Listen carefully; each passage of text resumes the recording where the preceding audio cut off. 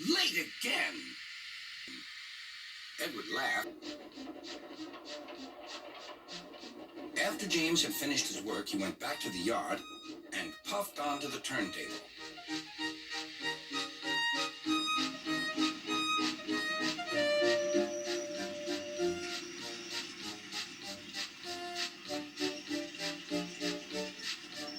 He was still feeling very bad-tempered. Edward is impossible, he grumbled to the others. He clanks about like a lot of old iron, and he is so slow, he makes us wait. Thomas and Percy were indignant. Old iron? Oh, why, Edward could beat you in a race any day. Really, said James. I should like to see him do it.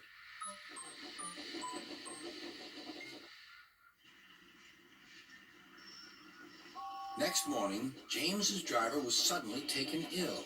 He could hardly stand, so the fireman uncoupled James ready for shunting. James was impatient. Suddenly, the signalman shouted. There was James puffing away down the line.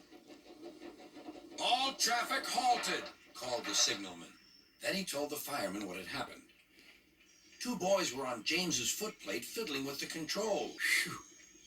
They tumbled off and ran when James started.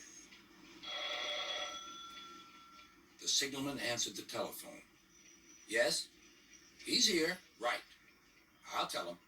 The inspector's coming at once. He wants a shunter's pole and a coil of wire rope. What for? Wondered the fireman. Search me, but you'd better get them quickly. The fireman was ready when Edward arrived.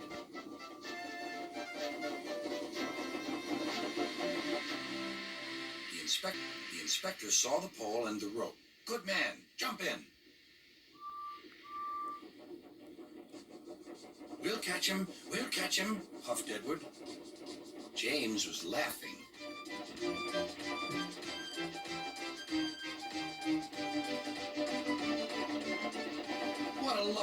What a lark, he chuckled to himself.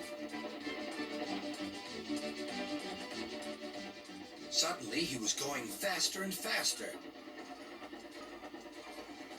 He realized that he had no driver. What shall I do? I can't stop. Help! Help! We're coming, called Edward.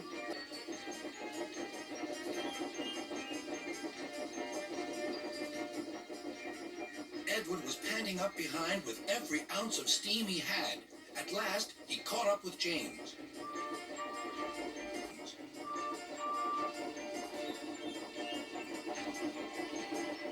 Steady, Edward, called his driver. The inspector stood on Edward's front, holding a noose of rope in the crook of the shunter's pole. He was trying to slip it over James's buffer.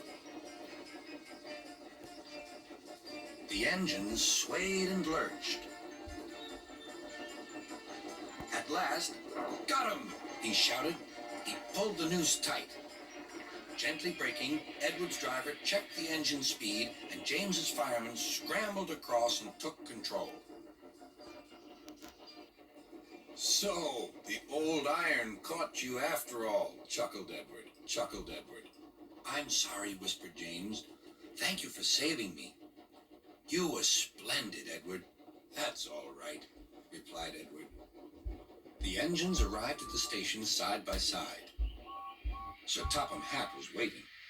A fine piece of work, he said. James, fine piece of work, he said. James, you can rest and then take your train. I'm proud of you, Edward. You shall go to the works and have your worn parts mended. Oh, thank you, sir, said Edward. It'll be lovely not to clank.